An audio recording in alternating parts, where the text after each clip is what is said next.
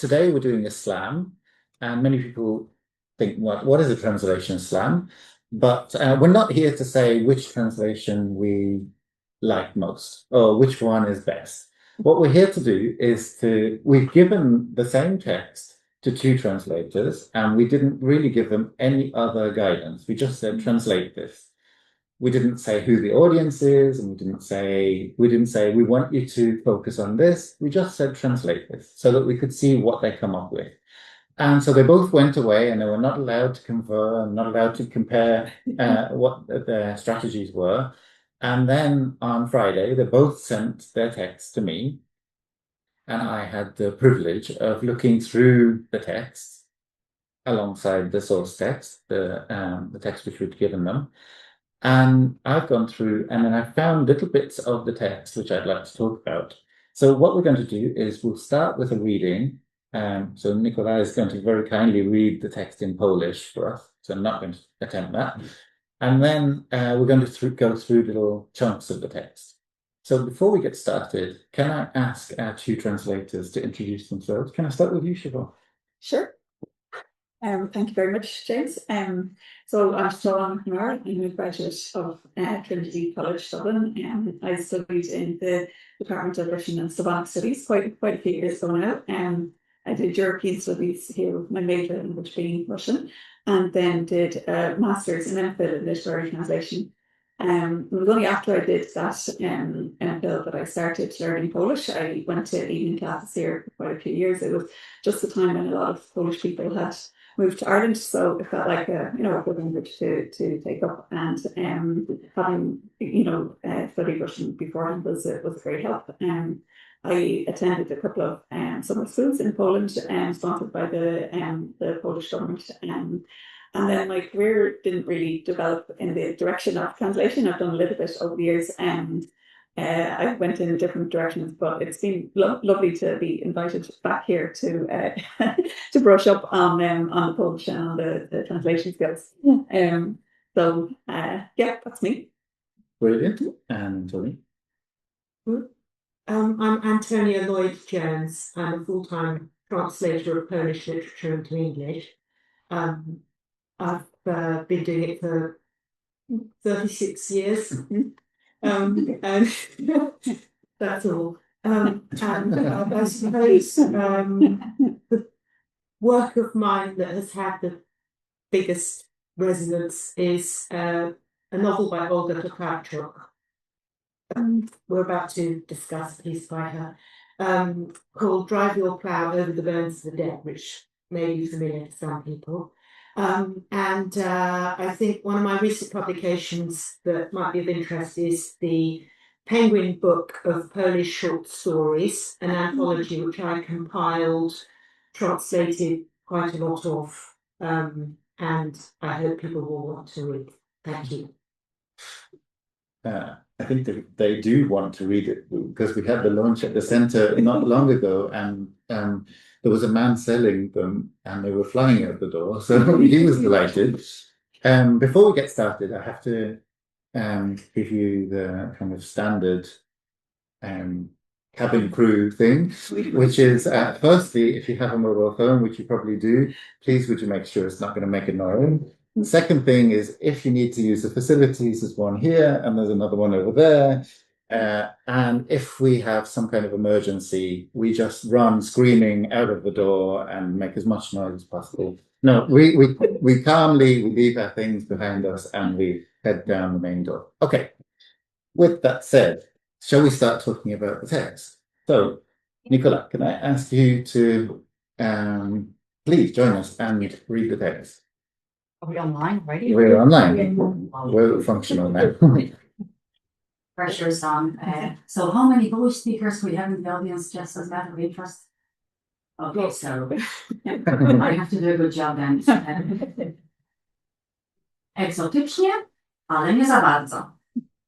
XIX-wieczny paradygmat podróżny człowieka Zachodu został uprzemysłowiony i umasowiony przez współczesny turyzm.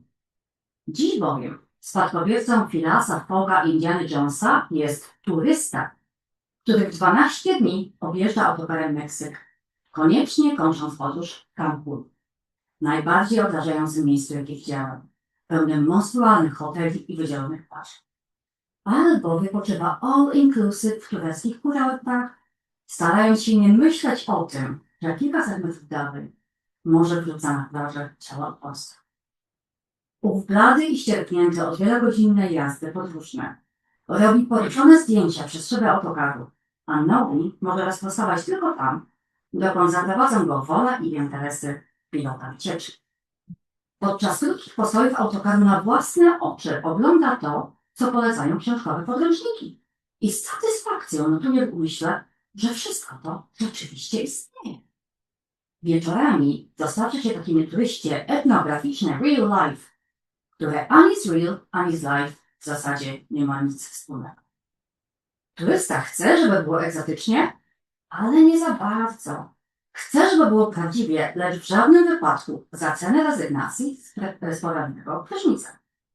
Chce też czego emocji, ale nie aż takich, żeby za tym się nie pogodzić. Chce kontaktu z miejscowymi, byle tylko nie byłby on zbyt zobowiązujący i poważny. Podsłuchałam kiedyś rozmowę moich rodaków w średnim wieku, którzy namawiali się na wspólny wyjazd na Krym. Przekonywali się wzajemnie, że trzeba tam pojechać jak najszybciej, póki jeszcze żyje Fidel i póki jest bieda, bo potem będzie tak samo jak wszędzie. Biznes, także turystyczny, poprzesuwał granice tego, co etyczne i humanitarne. Thank you. Thank you.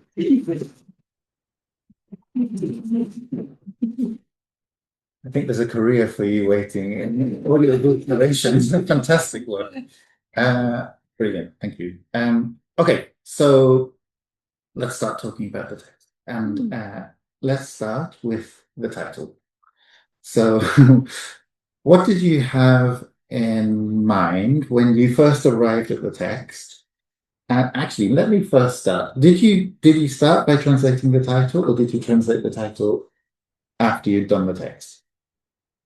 Either of you? I translated it but modified it afterwards. Okay. Because nothing is ever translated until you've been through it at least 5 times, and even then you're not there.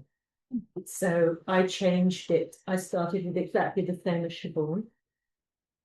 I knew that this is a section out of a longer essay.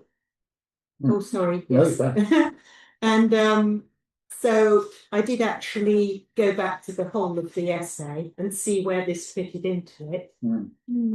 And if you want to know why I put yes in, which isn't in the Polish, it was because she ends up talking about her compatriots at the end and people talking about travel. And it felt to me more like a sentence somebody's saying, exotic, yes, but not too exotic, like that. And when you read it out, it sounded like that too. So I just thought the yes put it into speech in a way. And as when you're picking it out as a heading, it's a subheading in the original text, I just thought that made it more of a title. Siobhan, what do you think?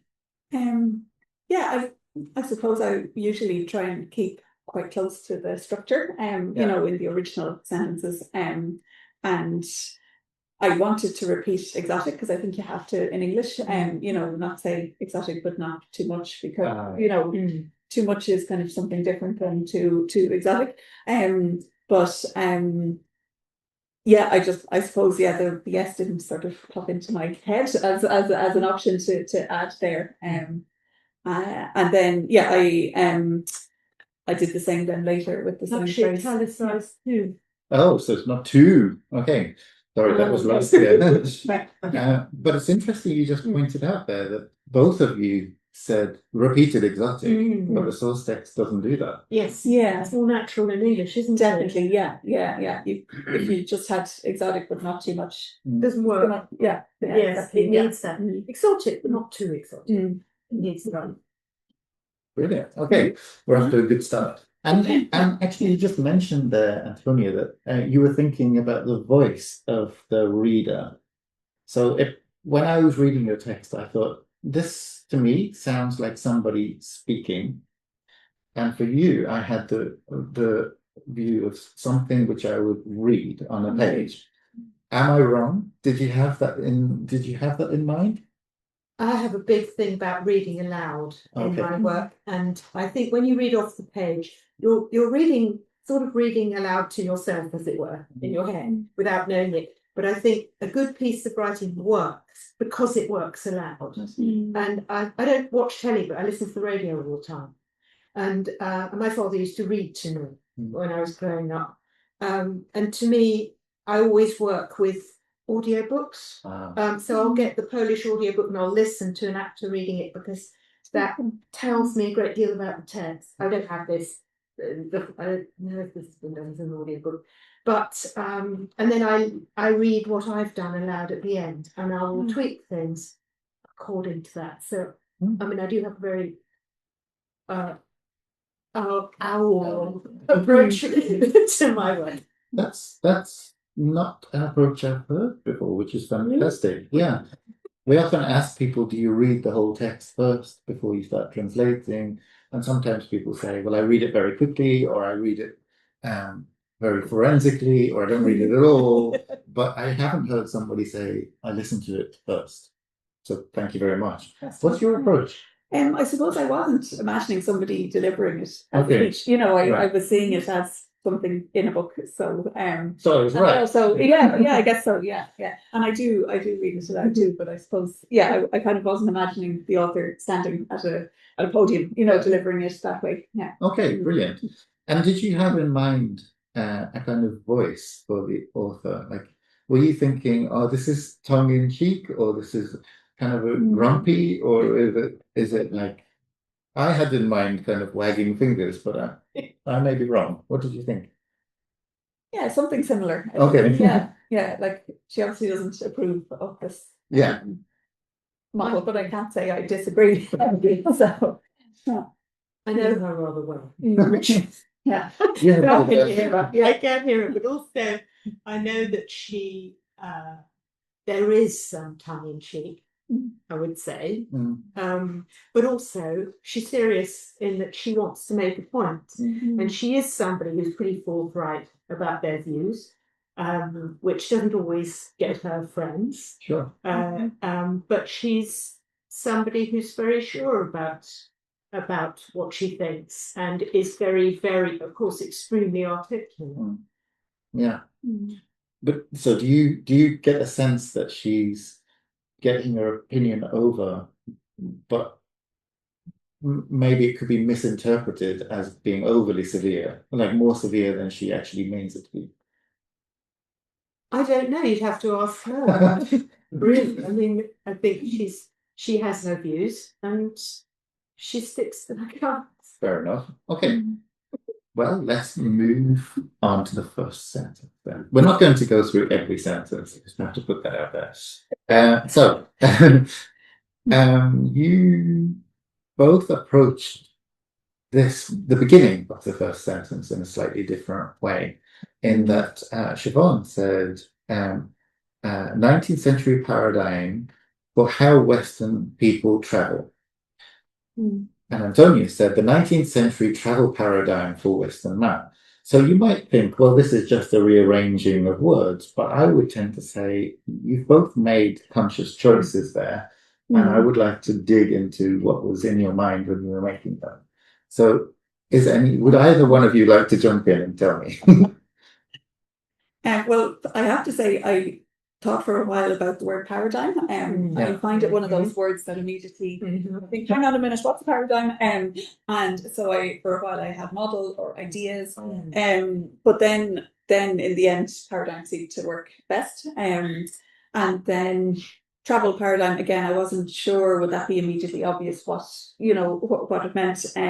So I decided to take that adjective and make it describe Western people. And I suppose it's really interesting to see for Western man, because I guess my kind of instinct is not to say man when it means people. But I think her choice is quite deliberate too. So it's one of the many decisions that had to be made. Yeah. I had a similar experience. I thought paradigm, what the hell kind of a word is that? And what does she really mean here? And it's a sort of word, it's sort of rather a pompous word. And in Polish, paradigma, Polish is a bit better at accommodating that sort of rather grand word than English. And I had exactly the same feeling as you. I sort of wanted to get rid of it at first. But then actually what I did was look at what comes in this essay before this section. And it's definitely Western man. I thought also, I had exactly the same instinct as you, that I don't want to put Western man, because that's rather out of date and, we don't say that kind of thing. But when I look back and read what came before, which I partly did because of the next sentence, I thought, what does Indiana Jones got to do with the 19th century? Yeah. It's very confusing. But when you read the beginning bit, you can see. And she uses this phrase again and again and again, this Człowiek Zachodu, with a capital Z for the West. And it is a thing. I looked it up. It's she's definitely meaning, and it's partly the perspective of somebody who's not from the West, and particularly the West as understood from Central or Eastern Europe, or what used to be the Soviet bloc. So I'm pretty sure that's what she means, this rather official thing. And of course, you've softened it with the people, which is we've changed our habits partly, that we don't say man. We might say humankind for Człowiek or something like that. But in this case, I'm pretty sure that's what she means. And I also felt cornered by paradigm in the end. I absolutely love your mass market industry. That's fantastic, because you've dealt with all of that in one lovely phrase. I think that's very wow. I'm jealous of that one. A couple of very long verbs there that I thought, we need to kind of step back and think, what does that actually mean? And how would we say it? Yeah. It would it be great for you if you were speaking about man as like the general, as a human being, and saying man, like it grates for me to say it, and like I would kind of resist that, even if it was in the source text. I would kind of I'm not sure I want to say that. Would you? Do you understand what I mean? Yeah, I think so. Yeah. But it's very deliberate here. May I just say one thing, that in Polish, człowiek is very gender neutral, so that's your challenge in general, isn't it? Exactly. Isn't Yeah. an But equivalent. she is using that phrase in this text in a very specific way, I would argue. All right. Yeah. I'll call her if you like. That might get a bit awkward. I've done it before. I've called authors during a class and said, "What did you mean by this?" And then They always are just ready to. that's right. Your call. They're all just sitting there with their phones.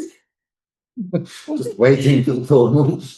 Well, you just mentioned the second half of that sentence, so let's zoom in on it. So we have this has been industrialized and made available to the masses by modern tourism, or has been made into a mass market industry for contemporary tourism. So we've got modern and contemporary, and we've got also the structure of your sentences is quite different.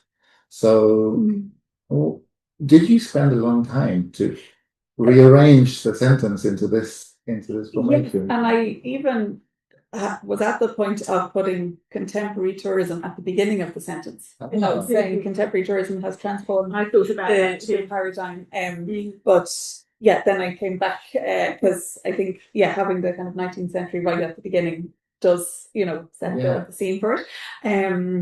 And then I had industrialized and then brought to the masses or made available, something like that. But I just thought that sounded like there were too many words because it's nice and compact in this nice the Polish verb. So that was one of the kind of like step back and what does that mean? And that it's from the 19th century paradigm now we have the mass market industry. So. And then the word modern is always tricky because it can mean different things, and you're thinking of when the text was written. So I just thought contemporary, it's always the time when this author is writing. So that's how I landed on that version. Brilliant. Thank you. Now, I love what Siobhan's done with the mass market industry. I had exactly the same, playing around with the order, and I try to avoid the passive. It's like, it's one of George Orwell's rules, isn't it? Never use the passive unless it corners you. And but one of his rules also is that you can break any of his rules. His rule.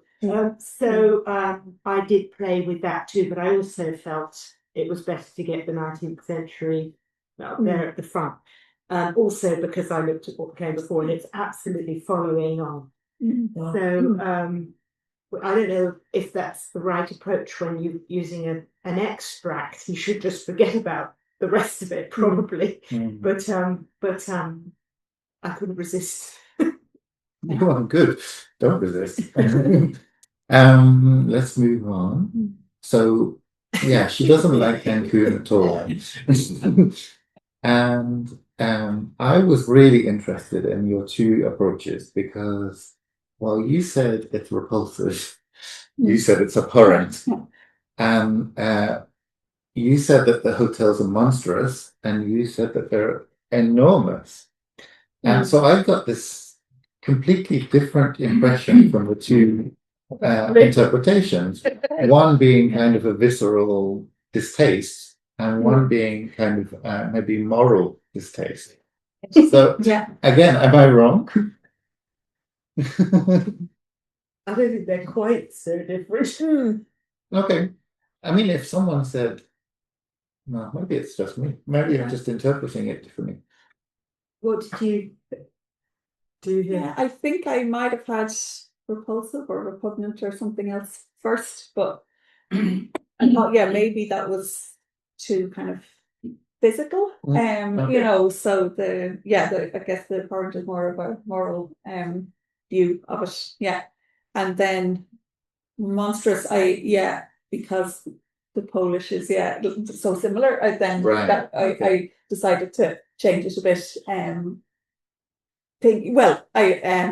I just felt enormous kind of sounded better really is what the decision comes down to. Well, I put repulsive. I started off putting this odrażające. Oh yeah. It's quite strong. I mean, I think there is something sort of, there's a sense of distaste and disgust about that to me.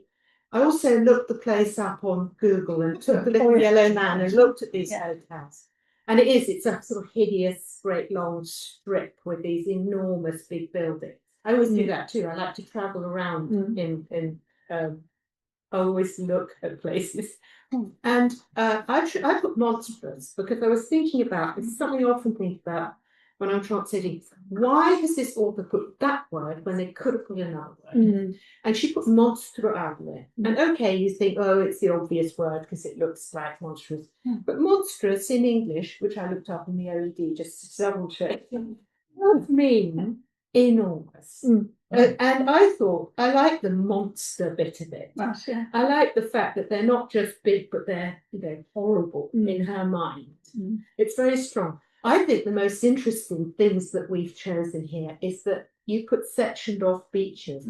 I put segregated, and I felt like I was pushing the borders here because segregated sounds almost racial, sounds like, something in South Africa. And I thought, I'm going slightly over the line with this word, but I thought because she's being she is very strong what she's saying. I thought, I'm going to take it that little step further into something sort of almost political. Because I looked at it on the map, and you can see that there are big hotels and then they've got their own section of beach. That's what she's talking about. So Joe Public can't just go and use the beach because only people who've paid a fortune to stay in these monstrous hotels can use that. I see. Sectioned off. Did you think long and hard about this terminology? I think that came quickly enough because I was picturing that this bit of beach belongs to this hotel and the next bit of beach belongs to this hotel, and people can't just walk along the beach because they can have to stay in their in their zones, and I was picturing whatever is used, you know, It's senses of each other. So Polish, your choice actually wydzielony. So it's that's what it means. But I just thought I just interesting. this a bit. Do you feel because you've done so many of her works, does that affect your sense of liberty or freedom? I don't think it's so many of her works, it's so many of lots of work. So I don't know. I mean, she's always very different. She's a writer of great variety, which is fantastic. So it's always exciting to translate her, whatever. Okay. Sometimes when you hear people who've translated their own work, they feel enormous liberty and basically rewrite the whole thing because it's like, well, it's mine. And I wondered if you just go and go and I don't do that. No. I stick pretty closely to the author. Okay. But I'm also thinking about the tone of the text and making my choices on that basis. Okay. Brilliant. Let's see what we have. Oh yes. Oh yeah. So, so we were talking about this just before we started, and so what leapt out at me here is that they're talking about the poor old people who are on these. Well, I suppose they choose to go on these package holidays, and they're ferried around, and then they get off the coach, and they're all pale and numb, and That's the same. that's the same. That's maybe the only thing. And then where Siobhan said, where the tour guide's preferences and connections dictate, Antonia said, where the will and interests of the courier take them. And for me, I may be wrong, but for me, the courier sounded like a different species of being to a tour guide. And I may be wrong. They are different. Okay. And how are they different? I wasn't familiar with the term courier in this sense because, when I hear courier, it's somebody who's, cycling around delivering things to businesses. So I've learned something. You were just telling us before about your own experience of a courier. You not have a church. And I would expect a guide to be a przewodnik, which comes in later on in the context of guidebooks. And I was telling them how I once accompanied my mother on a saga holiday, and there were tour guides, sure, on the bus explaining things, telling us stuff, but there was most categorically a courier who was with us the whole time. Who was, I hope he's not watching. An extremely annoying fellow who every time I asked if I could go off and do something independently, tried to stamp on my enthusiasm. I outwitted him several times, which was very satisfying. But he was definitely the courier, and he was in charge of the entire trip, and he was supposed to deal with all the kind of nuts and bolts of group travel. But the tour guides, of whom there were more than one, were telling us about the places. Okay. So to me, it is a different thing. So it's a bit like the difference. It's one is like a project manager, and one is someone telling you the information about the places. I hadn't come across that distinction myself. Go on a saga holiday. I don't think I'll be queuing up. I guess I was imagining, and the connections thing took me a while to get to, but I was imagining that the tour guide would know people in places and have, arrangements that, if I bring my group here, there's something in it for me as well. So that's how I interpreted the in the essay. Well, that's interesting because you've got dictate, which gives that, doesn't it? And I've got his interests. So we're saying exactly the same thing, but we're just saying it in different ways. Yeah. I suppose you could have an interest in a company, or like you could have a connection with something which is not necessarily like a personal taste. An interest doesn't necessarily mean that you are just fascinated by something. Then okay. Oh yeah. The ethnographic real life. So the Polish includes real life. And then it says, so Antonia's version says, which on the whole has nothing in common either with reality or with life. And you say, Siobhan says, ethnographic real life, which by and large contains nothing either real or related to life. So again, I get what you're both saying, but you've said it in different ways. So I'd like to see what was in your mind when you were translating. Like when I saw this, I thought, how on earth are they going to do this?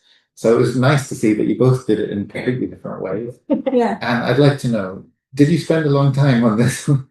Yeah, a bit of time, yeah, because I guess you want to show that it's the English phrase that she has used in the text, so that's why I put the quotation marks in, and then you want to repeat what I want to do is repeat the two words, the real and the life, because I was thinking, like, do you say lively or some other version of that word, but no, I thought it had to stay at life. So maybe I'd add in local life, or life on the ground, something like that, looking at it again, because we're never completely happy with these decisions. But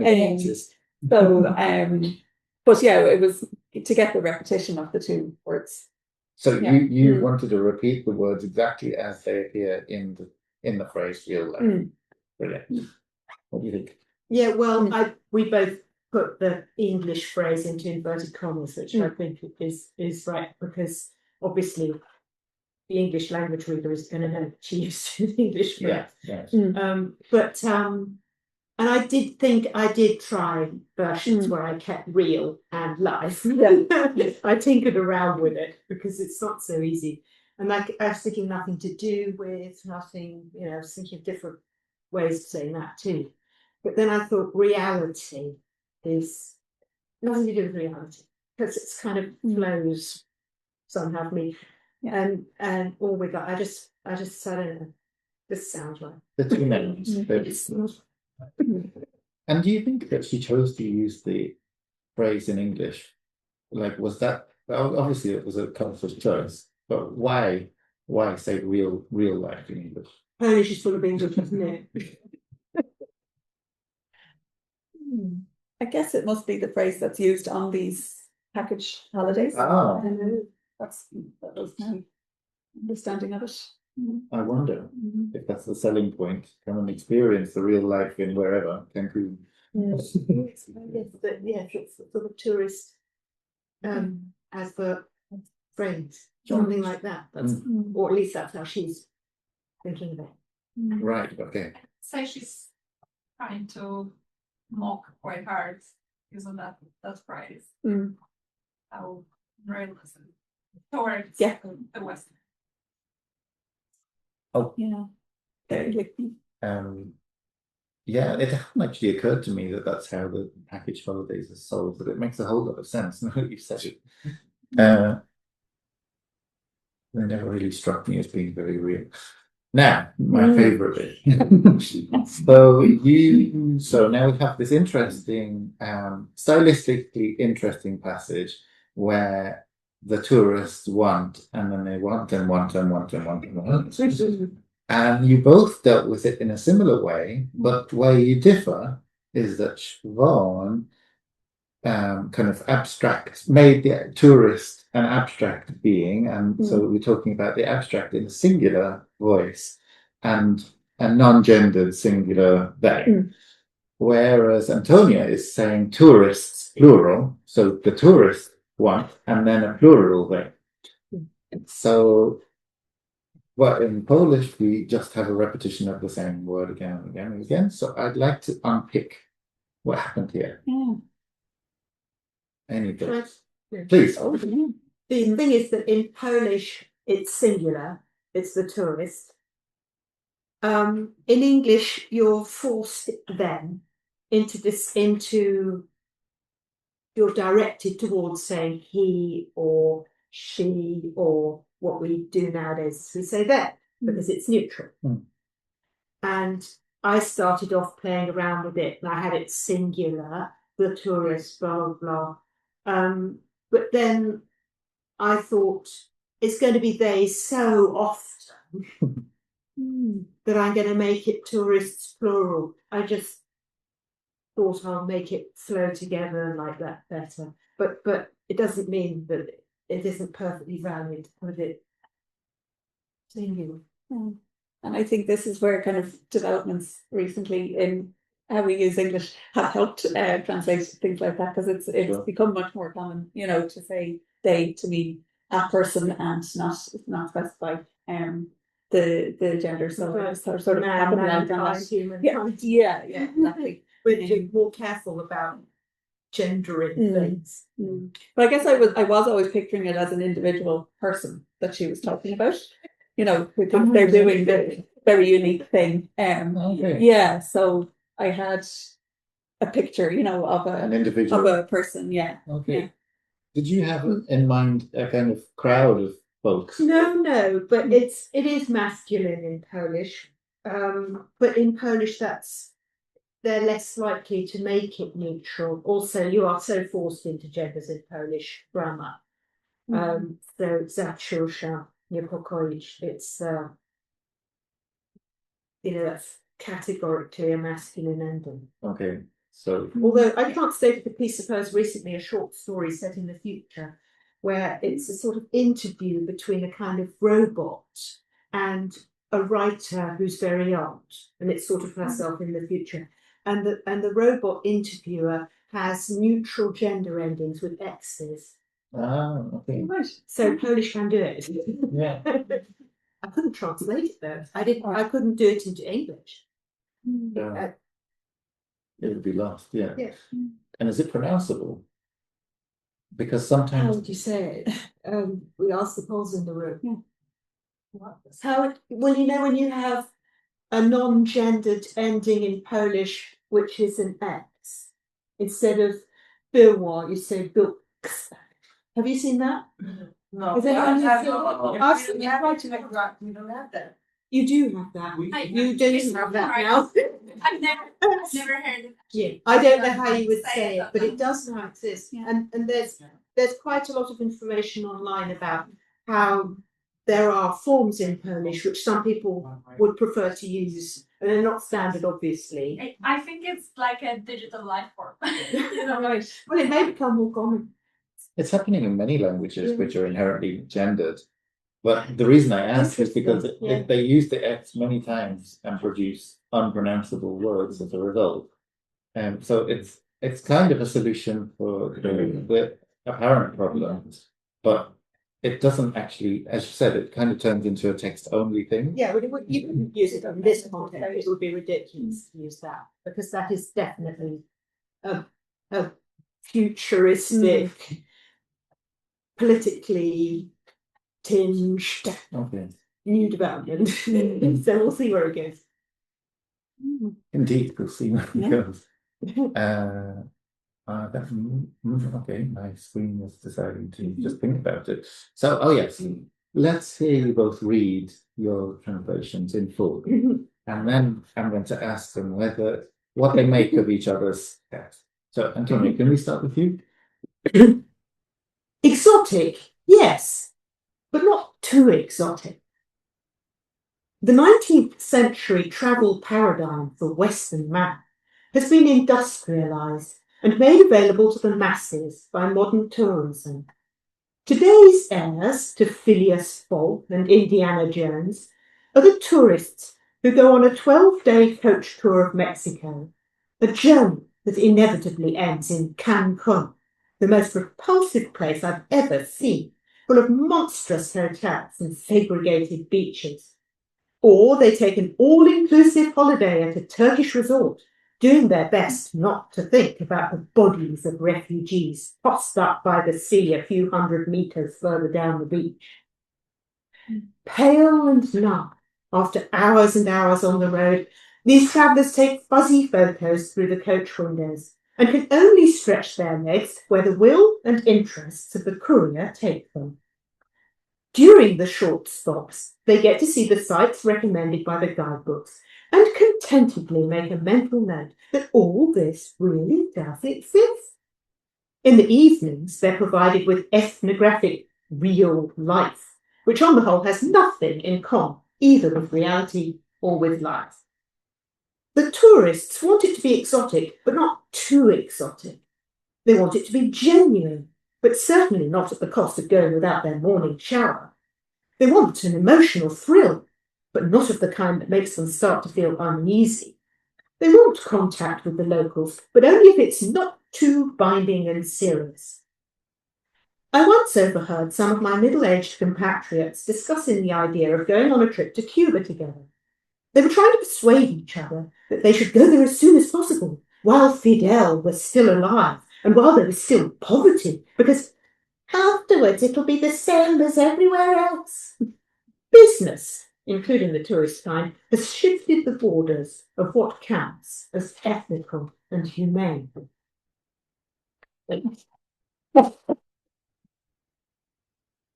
You always read so well. No pressure. Okay, sure. Exotic, but not too exotic.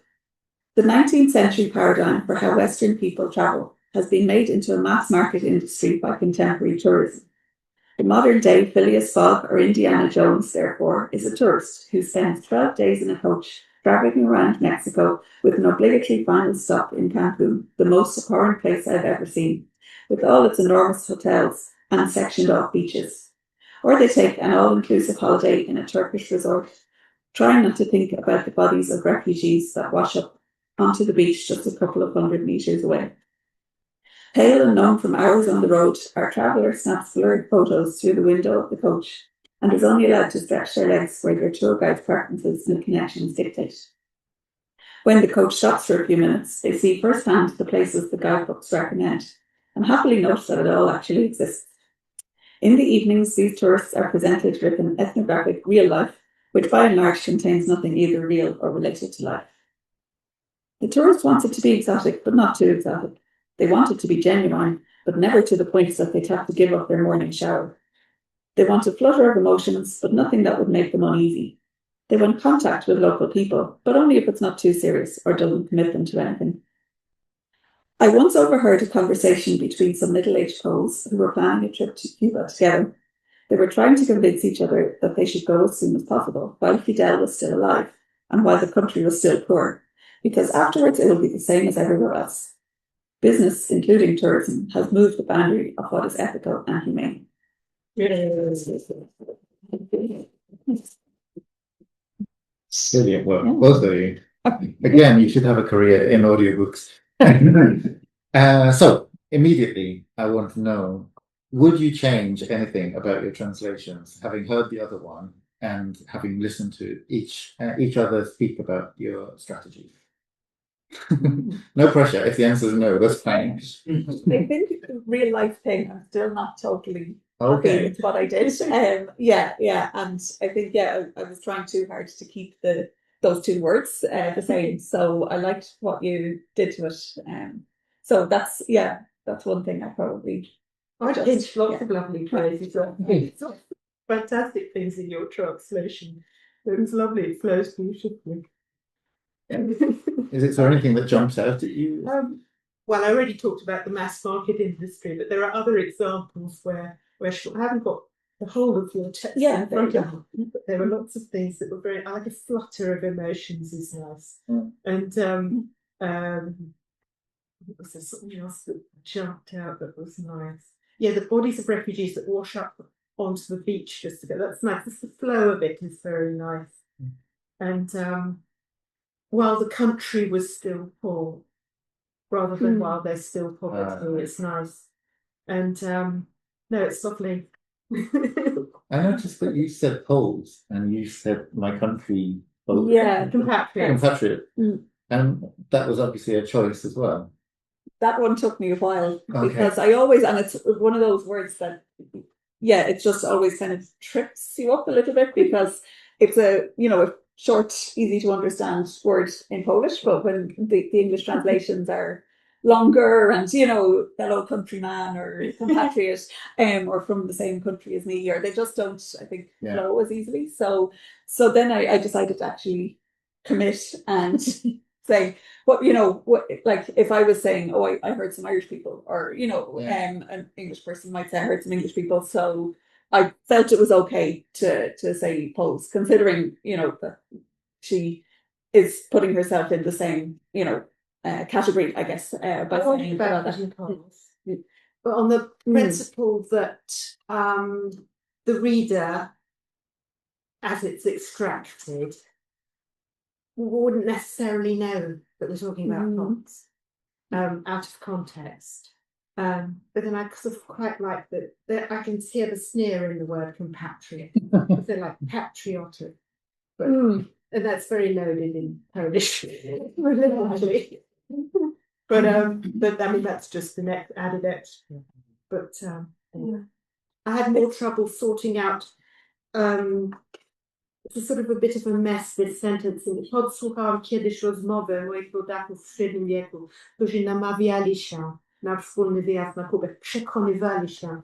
And that is the same thing twice. What she literally says is, I once overheard a conversation of my compatriots in middle age, who were encouraging each other to a joint trip to Cuba. They were persuading one another, and you two are persuading. So you've got the same thing, namawiali się and przekonywali się is sort of the same.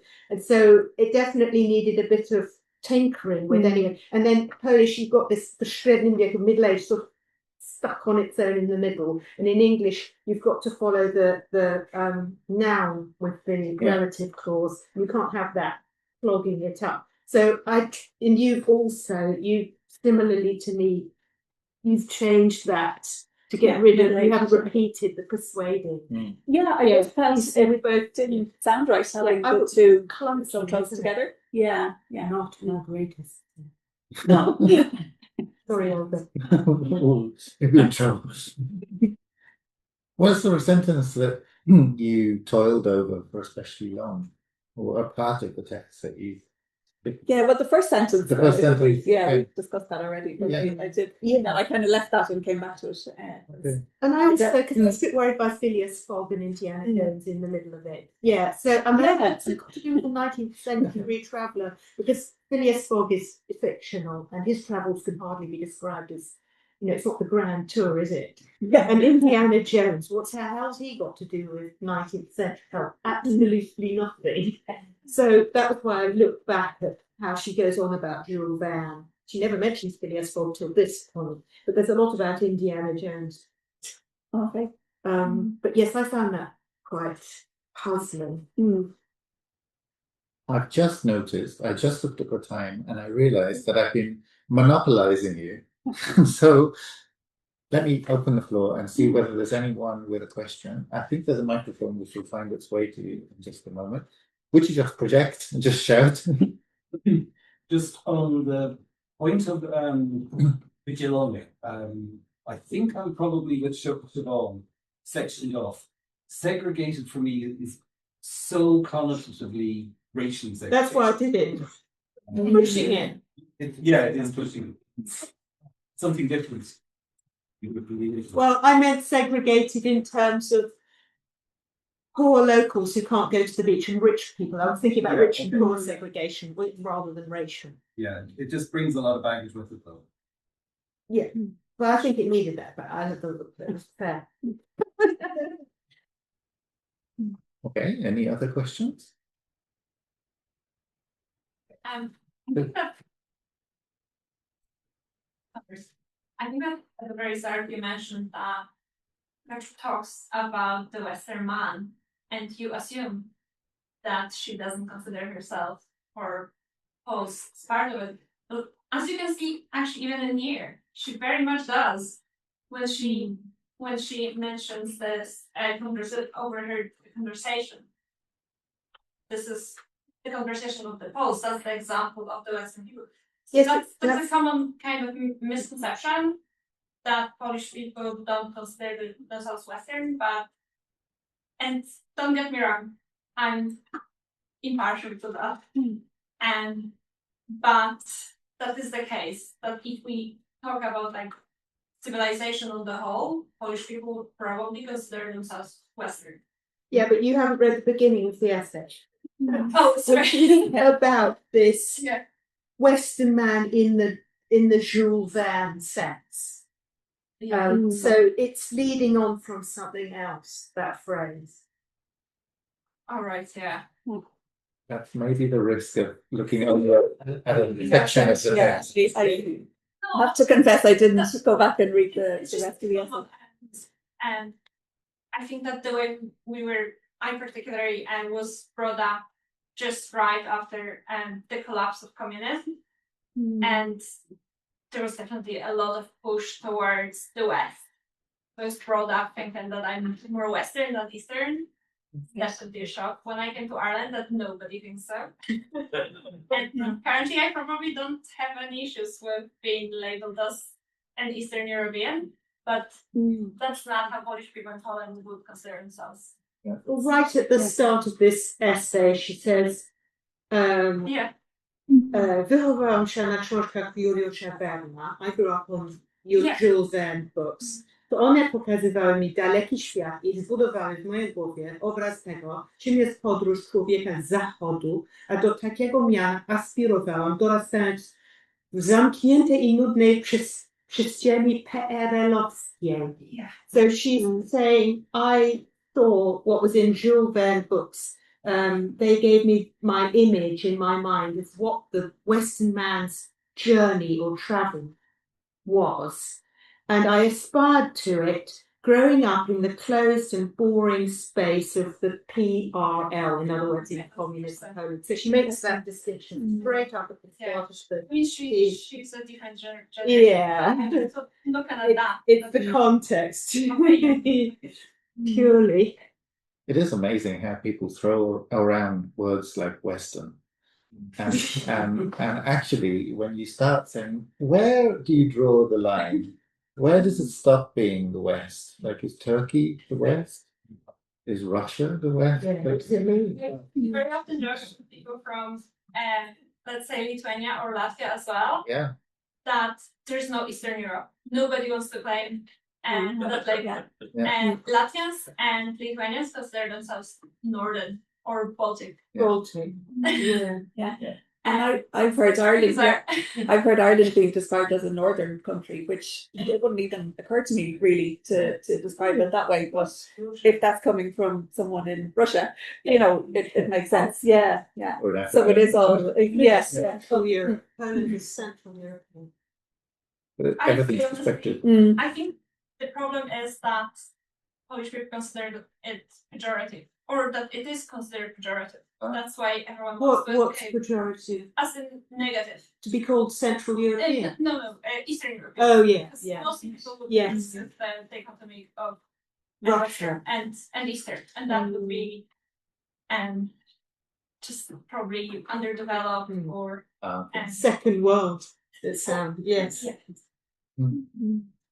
There's layers of history and connotation there. Which Olga Tokarczuk is very adamant that Poland is Central European. She talks a lot about Central Europe. You see, I actually find that so funny that Polish people actually fight you to death over that term Central Europe because of that.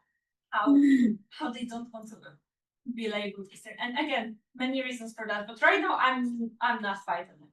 I think it's fine. It's not no. We are in the heart of the Euro. It sounds much better. Really, Are there any other questions?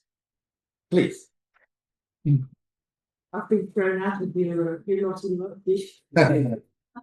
I was just wondering, from a process point of view, if you can answer how many drafts you went through in the preparation for this event. Is this like sort of your first pass for the text, or did you go through it a few times to make sure it's... I'd say 5. Oh, okay. Yeah, because the first one is very mechanical, making sure I've correctly understood literally every word and put it somehow into English. But then when you read that, it doesn't necessarily make sense, but you want to make sure you've captured everything. Then sort of trying to make that just sound a little bit more natural, and then not looking at it for a few days and coming back with totally fresh eyes. And I guess some sentences didn't change in the subsequent drafts, but then there was a few, like the first sentence out of real life that did have to go through a few iterations. Yeah. I'm about a fewer than that, but I always do a first draft that doesn't make any sense at all, because I'm just trying exactly like Sean. I want to know that I've actually understood what it says, and I'll write down lots of different options. And then I'll come back to it the next day. I always have to sleep on it. I can't ever translate straight off. And because you're thinking about it kind of somewhere deep down in the silt of the brain. And then I'll redo it. But then I'll again come back to it. I usually do 3, depends on the text. But I think I did this 3 times. And I find, like at one point I just went for a walk, because you need that change of scene, and you're just walking and then something pops in. Oh yes, that's the point where you don't want to look at the original anymore. You have to just look at it as an English text. Yeah, exactly. Did you ever use AI to help if you didn't know the Polish words? No. I was really old school. I have John years ago gave me these huge Oxford dictionaries, and I was kind of very deliberately not. So I think for a couple of the verbs, I just Googled the actual verb just to see, in what kind of context they were used. But yeah, that was it. Yeah. Yes, it can be useful to Google things and then look in the books choices, because you can see how words are used in context. I use lots of paper dictionaries, but I also use Doroszewski Polish dictionary, because in a similar way to the OD, it shows words in context within literature. So it helps you to understand I'm always thinking, why have they chosen this word? Well, I should put this word, you should put that one. So I want to see it in a literary context in Polish, and it helps me to understand better how a Pole relates to that word. Is it an unusual word, or is it a standard word, or is it out of rather old-fashioned, or what? I'm always trying to understand what I call the value of a word. And why the author chose that word, and is it odd or is it just perfectly normal? Thank you. We have time for one last question. So I was just wondering if, when you're doing a translation like that, you channel your inner Tokarczuk, or do you adapt to your potential readership in Ireland or the UK? Idiomatically, for instance, and what you think might be more acceptable? I guess I had that debate with the words, fellow countryman or compatriot, or I just felt like any of those direct translations of that word wouldn't really sound natural to a reader with my own perspective. But generally, especially with the author of such amazing profile and everything, I'd be trying to keep it as close to what she's saying as possible. But there's just certain things that don't sound quite, I don't think the meaning would be clear enough straight away. And I can only think of kind of my own response to that. But that probably the word fellow countryman is the best example of that. Yeah. I always have 2 people in mind when I'm translating, and they're kind of standing just behind me. One of them's here and one of them's there. And one of them, of course, is the author and the other is the reader. So I'm always bearing the reader in mind just as much as the author, because the author's nothing without the reader. The one doesn't exist without the other. So both, really. Kind of a difficult juggling act, really. But when you said you have people on your shoulder, I was imagining an angel and a devil. I don't think that's what you have. Sometimes they are.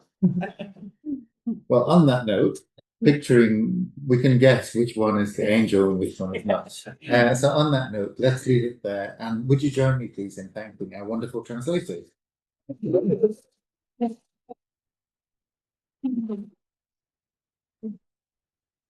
And also thank you to you.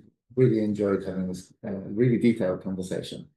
Thank you very much. Thanks for being here. Thank you for having me. Before you go, James, there weren't any questions online, were there? There were, but it was There more were of a comments, discussion. weren't they? Yeah, that's what I could see. Sorry, ladies.